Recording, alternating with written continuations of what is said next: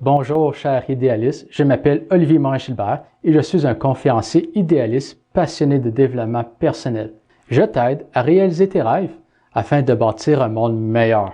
N'oublie pas de t'abonner à ma chaîne YouTube pour recevoir tous les vendredis une nouvelle vidéo et à télécharger mon nouveau livre numérique Devenir une étoile disponible sur Amazon. On ne naît pas positif, on le devient. Après tout, les bébés, la première chose qu'ils font lorsqu'ils sortent du ventre de leur mère, c'est de crier et faire du bruit. C'est pourquoi que je vais te donner 3 astuces que j'utilise dans ma vie afin que tu puisses devenir positif. Astuce numéro 1, se programmer une routine du matin. Il n'existe pas de routine du matin parfaite. Chaque personne doit trouver pour elle-même sa propre routine du matin. À titre d'exemple, il y a des gens qui vont préférer se lever de bonne heure le matin, aux alentours de 5-6 heures, alors que d'autres vont préférer se lever tard, aux alentours de 7, 8, 9 heures du matin. Barack Obama, lui, se lève tard, aux alentours de 7 heures, 8 heures le matin, alors que sa femme, Michelle Obama, se lève aux alentours de 5 heures le matin, 6 heures le matin. Vois-tu, il n'y a pas de lien entre se lever tard ou de bonne heure et être positif. C'est plutôt, est-ce que c'est mieux pour toi, pour ta personne? Peut-être que tu pourrais me dire, oui, Olivier, mais les études démontrent que les gens qui se lèvent de bonne heure le matin sont plus productifs. Et je réponds oui et non. Il y a des gens qui se lèvent de bonne heure le matin qui sont productifs, mais il y a aussi des gens qui se lèvent tard qui sont productifs. Néanmoins, ce que je peux dire, c'est que pour se lever de bonne heure le matin, il te faut absolument de la discipline, alors que se lever tard, tout le monde est capable de faire ça. Par conséquent, c'est normal qu'on peut dire que les gens qui se lèvent de bonne heure le matin ont plus de succès parce qu'ils ont la discipline, parce que être discipliné est lié au succès. Donc, tu n'es pas obligé de te lever de bonne heure le matin si tu ne veux pas. Personnellement, je me lève tous les jours à 7 heures le matin.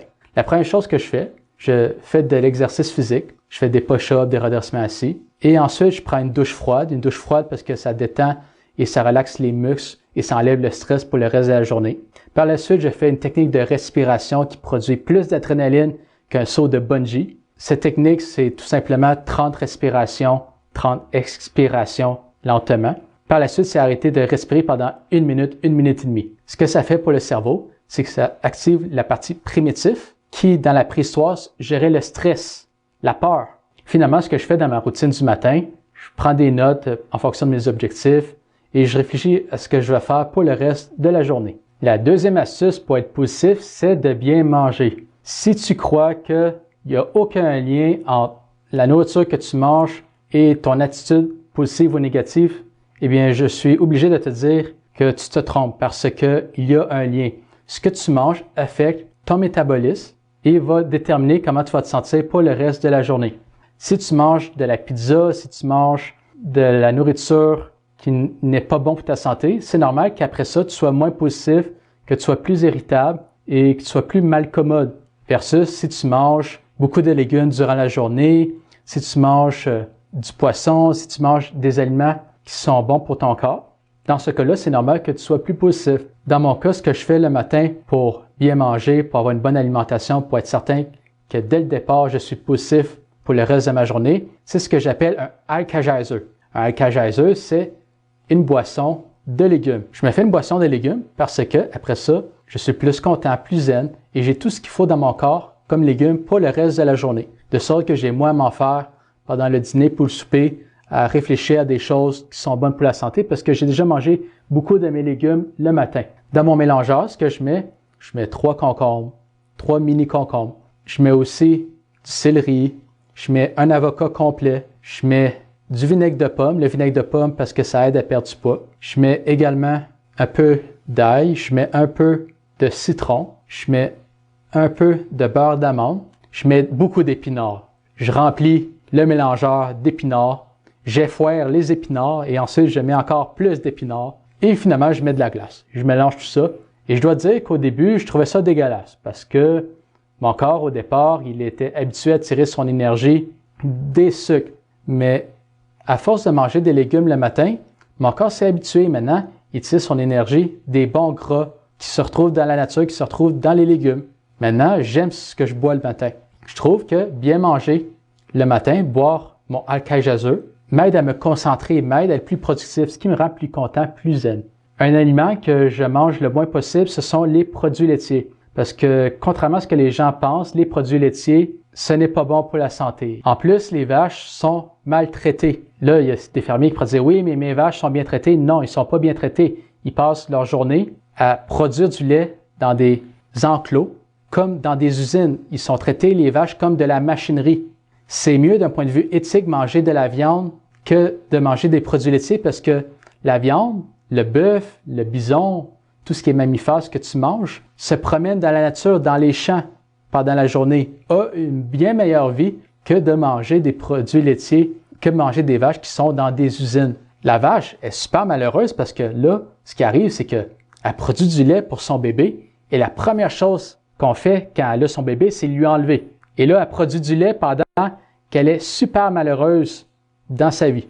Après ça, tu te bois ça, tu manges les produits laitiers et tu te demandes pourquoi après que tu as un mauvais caractère. Et petit fait intéressant, les Français en France mangent beaucoup de produits laitiers. Donc, il y a peut-être un lien entre les produits laitiers et le caractère distinct des Français. Bref, si tu veux manger santé, je te garantis que comme bénéfice, ça va t'aider à être positif et optimiste. La troisième astuce, c'est de développer le muscle de la gratitude. La gratitude, c'est un muscle parce qu'il faut l'utiliser tous les jours pour le développer et se sentir plus zen.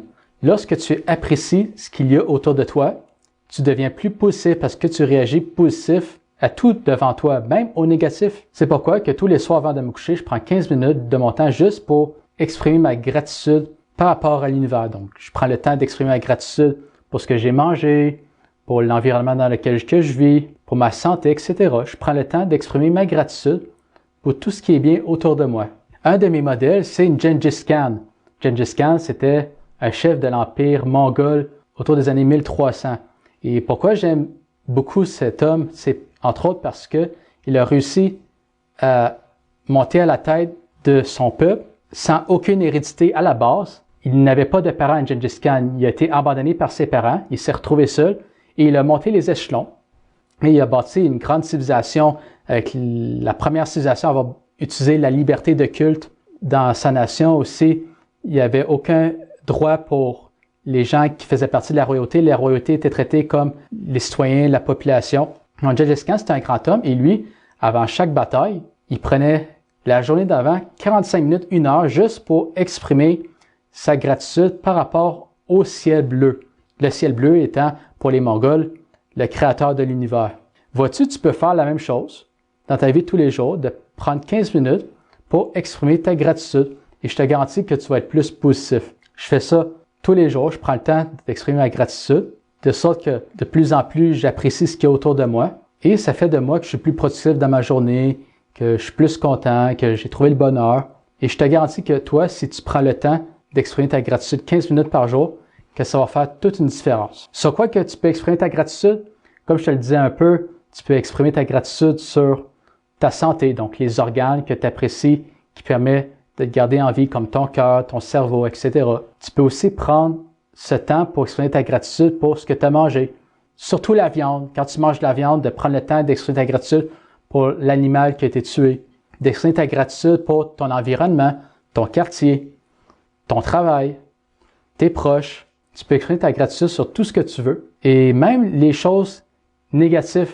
À titre d'exemple, moi, dans mon cas, j'ai fait une psychose. Une psychose, c'est une perte de contact avec la réalité.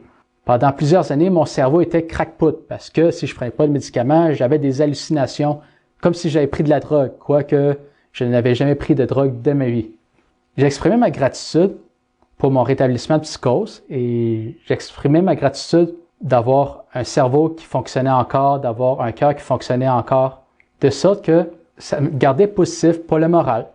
Et je crois que le fait d'avoir utilisé la gratitude dans mon rétablissement de psychose, que ça m'a permis de totalement m'en remettre aujourd'hui. Si toi, tu vis un moment difficile dans ta vie, je crois que la gratitude, c'est encore plus efficace parce que ça va te servir encore plus. Peu importe c'est quoi ton problème, si tu prends le temps de réfléchir à ce que tu aimes dans ta vie et avoir le côté positif même des événements négatifs qui t'arrivent, je crois que ça va faire en sorte que tu vas être positif et les gens vont vraiment apprécier ta personnalité. Bref, si tu veux être positif, je te recommande d'appliquer dans chacune de tes journées 3 routines. La première, c'est la routine du matin qui te donne de l'énergie, qui permet de visualiser ta journée, qui te met en santé.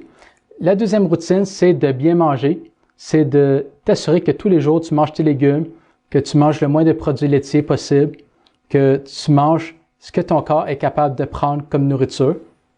Et la troisième routine, c'est tous les soirs avant de te coucher, d'exprimer 15 minutes ta gratitude par rapport à l'univers.